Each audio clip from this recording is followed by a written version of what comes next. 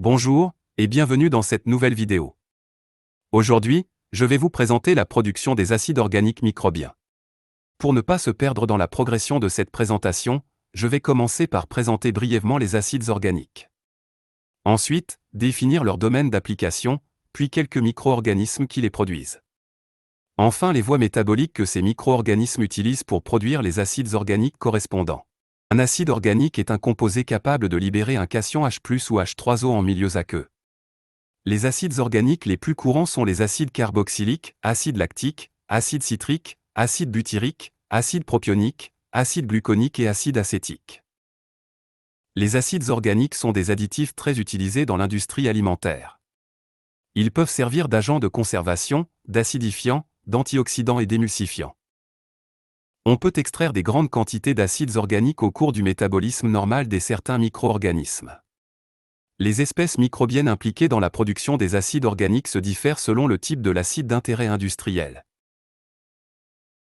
Ici, nous avons les acides acétiques qui sont généralement produits par des souches de Acetobacter aceti.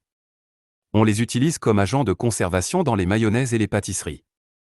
On a également les acides lactiques, qui sont produits par de quelques souches microbiennes du genre Lactobacillus, et aussi par des souches mycorhiziennes telles que Aspergillus griseus, et plusieurs espèces de Rhizopus. Les acides lactiques sont utilisés comme agents de conservation et acidulants dans les boissons gazeuses, confitures, olive pickle, et des fruits de mer. Les Aspergillus niger produisent les acides citriques, qui sont généralement utilisés comme acidulants et antioxydants dans les boissons gazeuses, les produits laitiers, et les fruits congelés. Ensuite, nous avons les acides gluconiques, qui sont également produits par des Aspergillus niger et des Penicillium chrysogenum. Les gluconates sont utilisés comme exauceurs de goût dans les margarines. Comme nous pouvons observer ici, d'autres acides organiques, tels que les acides fumariques, les acides propioniques, les acides tartriques et les acides maliques. Ils sont produits respectivement par des Rhizopus et Mucor, de quelques espèces de Propionibacterium, des Penicillium notatum et des Penicillium brevicompartum. La production des acides organiques se commence par la dégradation du glucose et la formation du pyruvate. La transformation du pyruvate en acide organique s'appelle un processus de fermentation. La fermentation lactique est un mode de fermentation qui, en présence de glucides et des ferments lactiques, induit la formation d'acide lactique. La production d'acide lactique provoque une acidification du milieu qui permet l'élimination d'autres bactéries, et éventuellement pathogènes. Elle est donc utilisée pour la conservation des aliments destinés aux humains et aux animaux. Selon la quantité de l'acide lactique et la diversité des produits lors de la fermentation, il existe deux types de fermentation lactique, qui sont la fermentation homolactique et la fermentation hétérolactique. Lors de la fermentation homolactique, l'acide lactique est le produit essentiel, qui représente plus de 90% des produits formés. Cette formation se fait selon la réaction montrée sur ce schéma.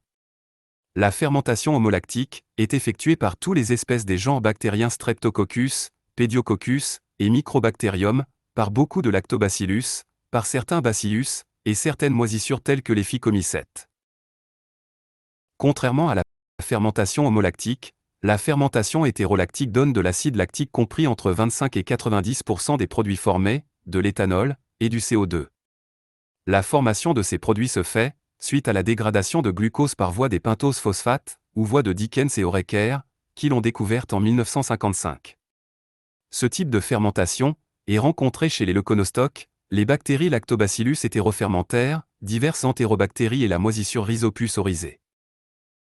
Ensuite, nous avons la fermentation butyrique. Elle est essentiellement réalisée par des Clostridium saccharolytiques tels que Clostridium thyrobutyricum, Clostridium butyricum et Clostridium pasteurianum. Elle entraîne des gonflements très importants des fromages à pâte dure à cause du dégagement de l'hydrogène. Nous avons également la fermentation propionique. Diverses bactéries anaérobies strictes ou facultatives telles que Propionibacterium, certains Clostridium, Corynebacterium, Neisseria et Veillonella produisent l'acide propionique. L'acide propionique est formé par la réduction du pyruvate ou par la décarboxylation de l'acide succinique. Enfin, nous avons la fermentation acide mixte. Elle se caractérise par une diversité des produits de fermentation.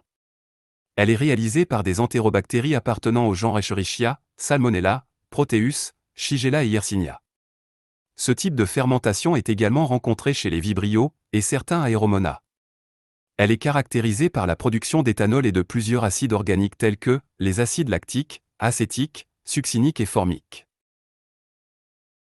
Pour mettre tout cela ensemble, les acides organiques possèdent une large gamme d'utilisations, surtout dans l'alimentation humaine et animale. Sans doute, par ses effets réductrices du pH de l'estomac et inhibitrices de la croissance de certaines bactéries pathogènes, par leur effet antimicrobien. Ils sont utilisés comme additifs alimentaires, facilement digestibles, et constituent non seulement une source d'énergie, mais également la biodisponibilité des minéraux, en formant des complexes. Les acides organiques stimulent la sécrétion des enzymes endogènes, par le biais de l'acidification. L'incorporation d'acides alimentaires dans une denrée entraîne l'apparition d'un goût acide, mais tous les acides n'ont pas le même effet en termes d'intensité de la saveur et de notes aromatiques. Merci pour votre attention. Et n'oubliez pas de mettre un pouce bleu et de vous abonner si la vidéo vous a plu.